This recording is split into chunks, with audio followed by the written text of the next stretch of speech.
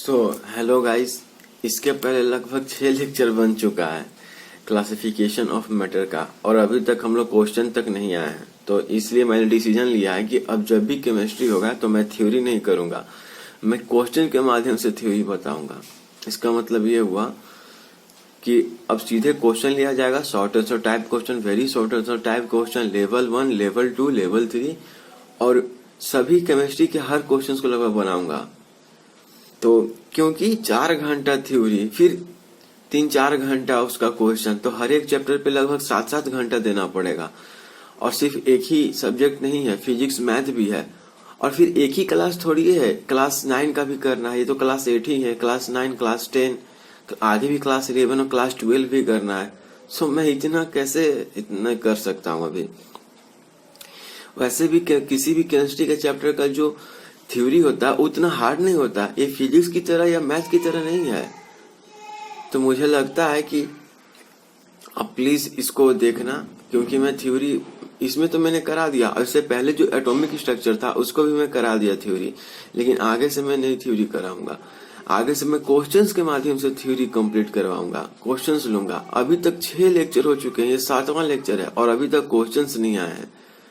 Questions करवाया हूं but मैं एक्सरसाइज तक नहीं पहुंचा हूं। चलो आगे बढ़ते हैं। हमने देख लिया था, हम लोगों ने केमिकल क्लासिफिकेशन ऑफ क्या देख लिया था, मैटर देख लिया था। और उसमें कौन कौन आते हैं, तो केमिकल क्लासिफिकेशन ऑफ मैटर में हमने देखा था कि प्योर सब्सटेंसेस और मिक्सचर आते हैं। प्योर में एलिमेंट और कंपाउंड आते हैं, एलिमेंट में फिर मेटल, नॉन मेटल और मेटलॉइड्स आते हैं। इसके पहले वाले लेक्चर में 6 लेक्चर में हमने मेटल, नॉन मेटल और मेटलॉइड के प्रॉपर्टी को देखा था। अब आते हैं मिक्सचर पे। तो मिक्सचर क्या है, मिक्सचर का डिफिनेशन आप प्लीज अपने कॉपी में जरूर लिखना, ये आपके बुक में भी दिया हुआ है। बिना डिफिनेशन लिखे आगे मत बढ़ना। मिक्सचर, सेपरेशन ऑफ मिक्सचर दिया हुआ है। मिक्सचर क्या है, the resultant substance.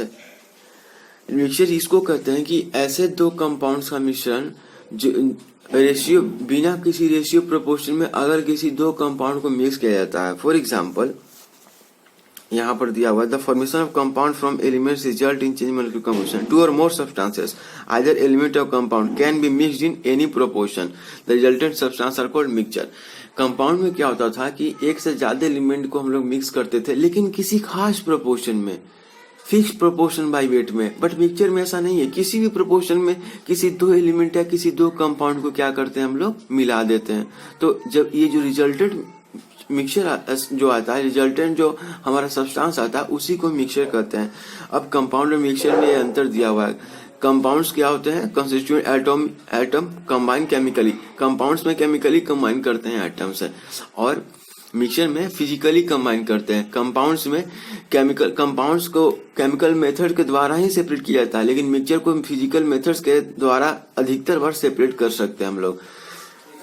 Compounds homogeneous होते हैं। होमोजीनियस क्या होते हैं, uniform solution through out, uniform composition through out solution. Homogeneous को हम लोग क्या कहते हैं, होमोजीनियस सोल्यूशन को जिनका यूनिफॉर्म कंपोजिशन थ्रू आउट हो सोल्यूशन में, ये एक ही फेज में एग्जिस्ट करते हैं और होमोजीनियस सोल्यूशन स्टेबल होते हैं। जबकि हेट्रोजीनियस में नॉन यूनिफॉर्म कंपोजिशन होता है थ्रू आउट द सोल्यूशन, और ये कम से कम 2 फेज में एग्जिस्ट करते हैं हेट्रोजीनियस सोल्यूशन। क्योंकि हो सकता है कि हम 2-3 सॉल्यूट डाल दें और हेट्रोजीनियस अनस्टेबल होते हैं।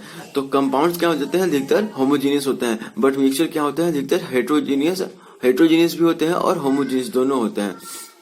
ध्यान देना, मिक्सचर केवल हेट्रोजीनियस नहीं होते हैं, होमोजीनियस भी होते हैं। लेकिन कंपाउंड कभी भी हेट्रोजीनियस नहीं हो सकता है, वो होमोजीनियस ही रहेगा।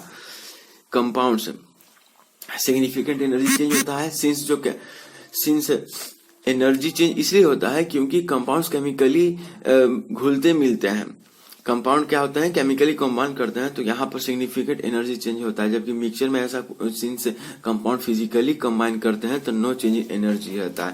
सो हमने मिक्सचर का डिफिनेशन देख लिया। मिक्सचर का डिफिनेशन क्या है, 2 or more एलिमेंट और compound when mixed in any proportion is mixture.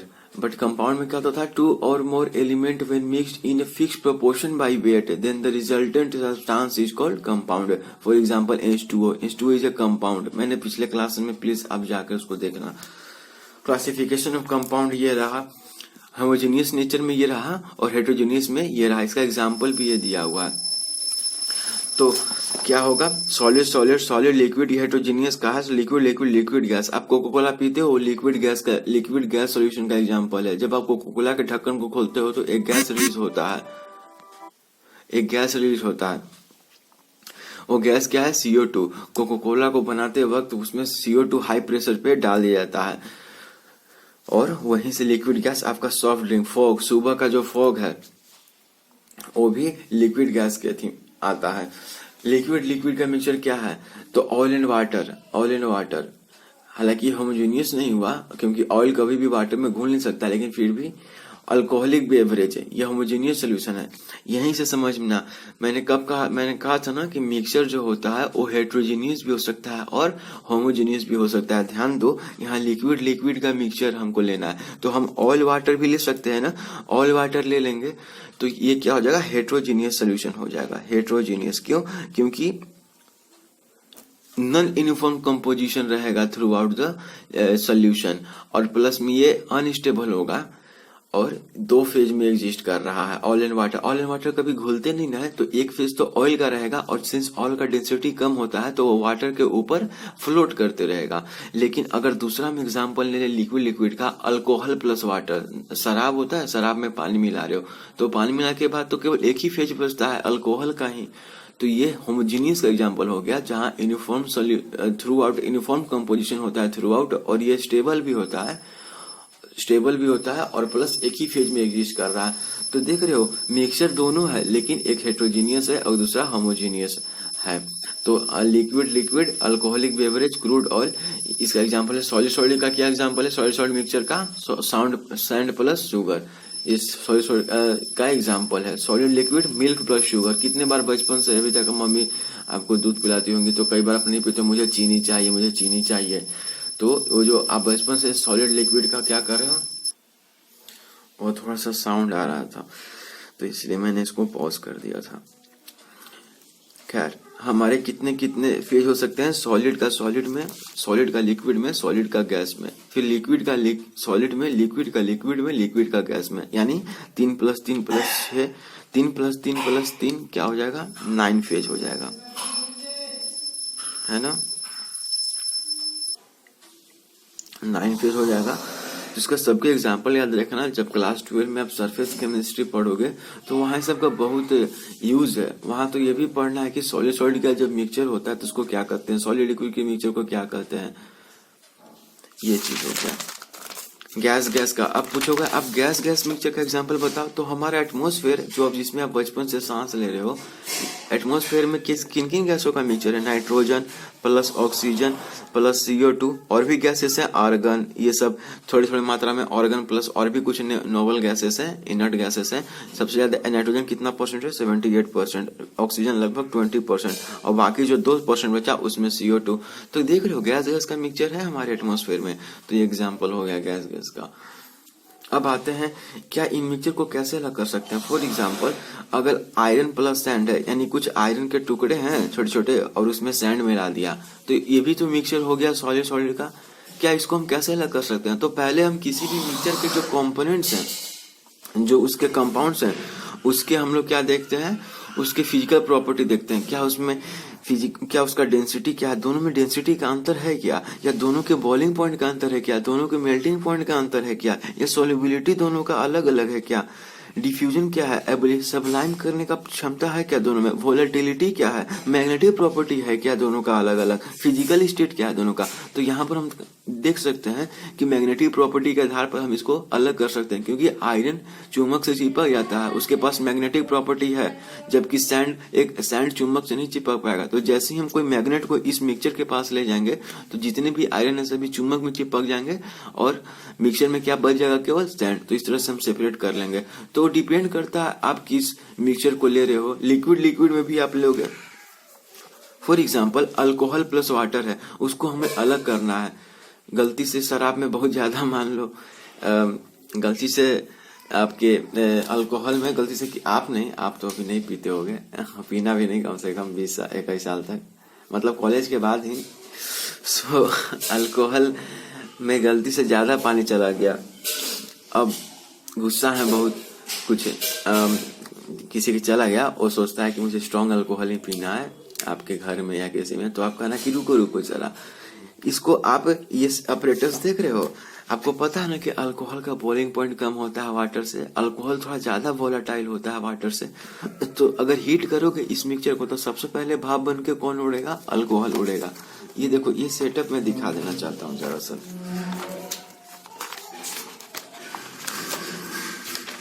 ये आप देख रहे हो सेपरेशन ऑफ मिसिबल, ऐसे लिक्विड जो आपस में घुल मिल के होमोजेनियस मिक्सचर बना लेते हैं।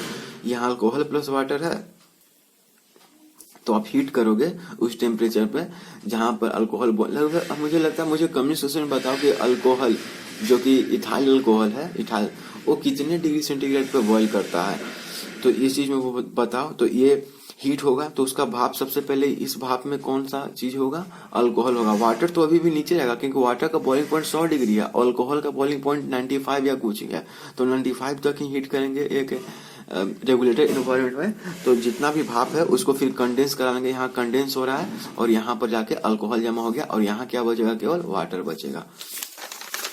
और एक चीज और, मान लो तुम्हारी माताजी या कई बार हमारे माताजी माँ बाजार चली जाती हैं, तो हम लोग को मन करता है किचन में जाके कुछ बनाने का। मान लो गलती से एक के बर्तन में पानी रखा हुआ है और पूरा का पूरा तेल उस पानी में चला गया, तो घबराना नहीं।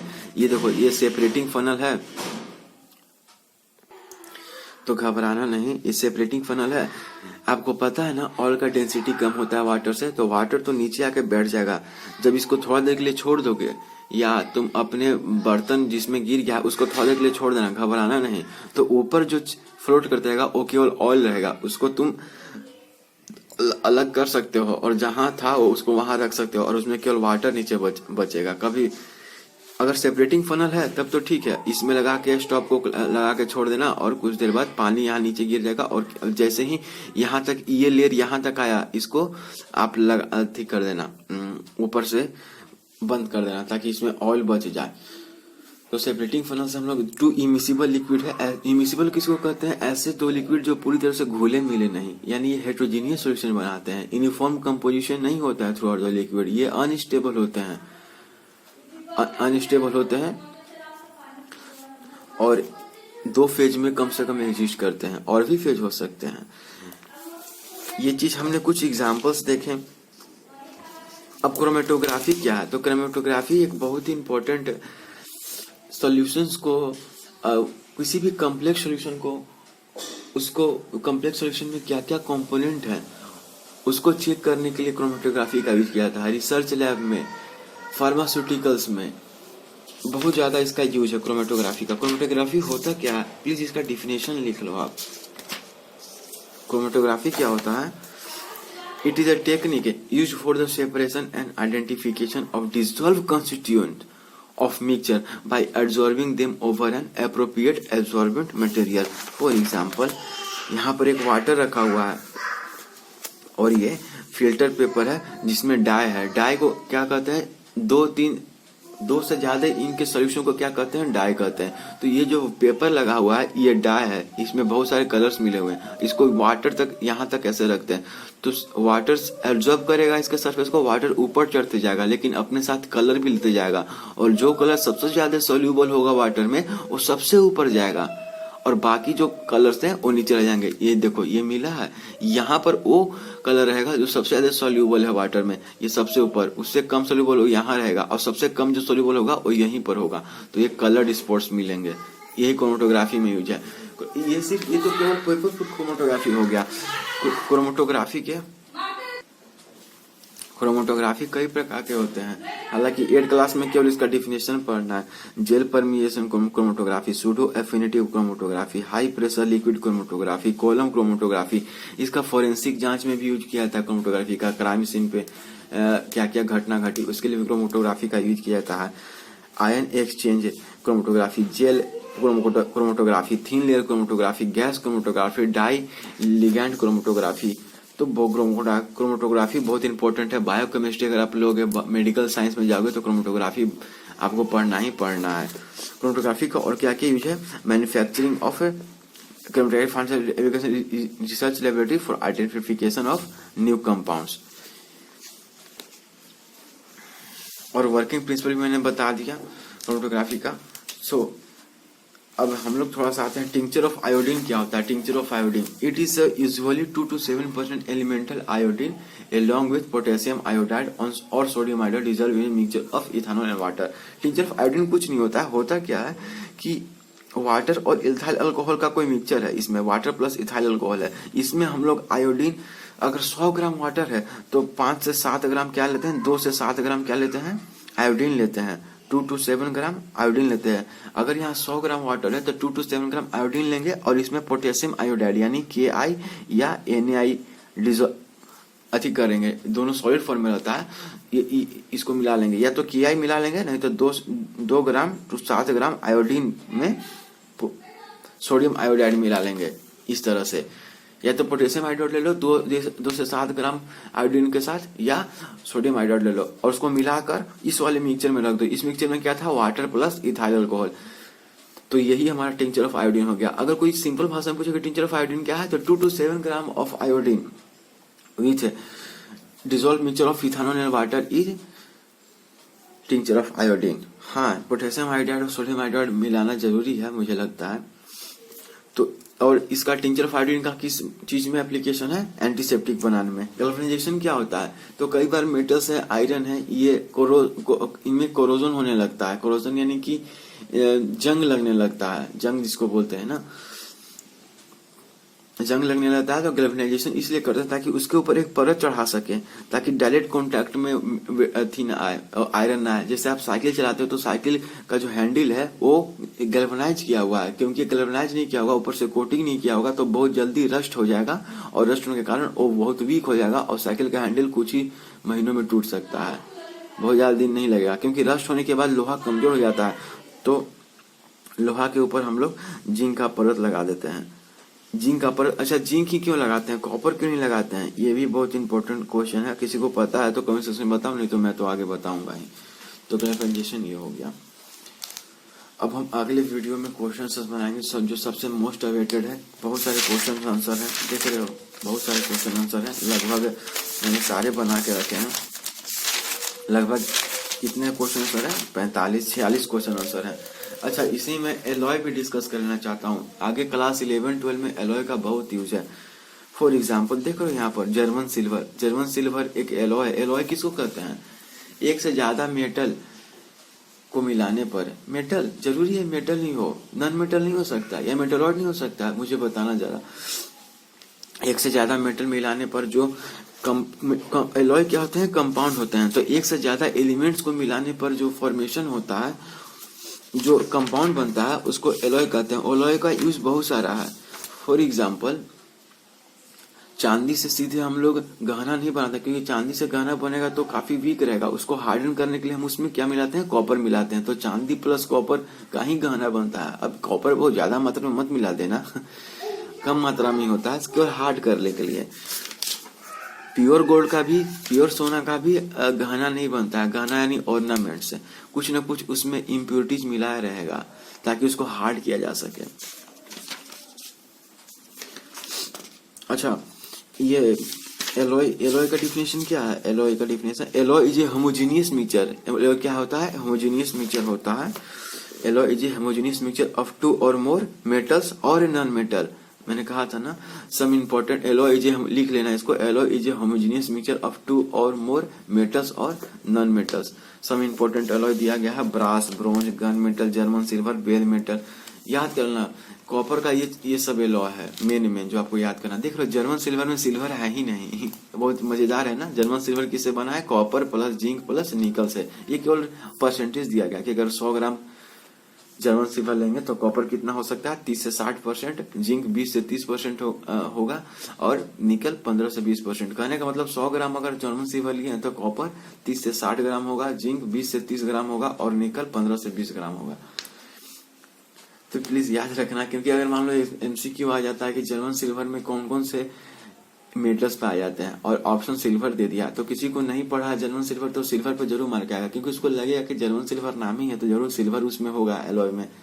एलॉय क्या होता है? Alloy is a homogeneous mixture of two or metals और नॉन मेटल्स। Bell metal. अब आयरन का एलॉय है स्टेनलेस स्टील, मैग्नीज, टंगस्टन, जो आपका बॉल में यूज होता है ना टंगस्टन। एल्युमिनियम का एलॉय क्या है? डुरालुमीन, मैग्नीशियम। निकल का एलॉय मोनेल मेटल। अभी हमने इस क्वेश्चन को डिस्कस भी करेगा। Why are ornaments prepared by using an alloy of silver with copper and not by pure silver। तो अगले में हम लोग क्या डिस्कस करेंगे? क्वेश्चन आंसर, केवल क्वेश्चन आंसर, जो कि सबसे मोस्ट अवेटेड था क्लासिफिकेशन ऑफ मैटर का class 8 PSO ITI foundation. So thank you so much guys for watching this. अच्छा लगा तो वीडियो तो लाइक करो, चैनल को चेकआउट करो, चैनल अच्छा लगा तो सब्सक्राइब करो। So again thank you so much for watching this. Have a great day ahead.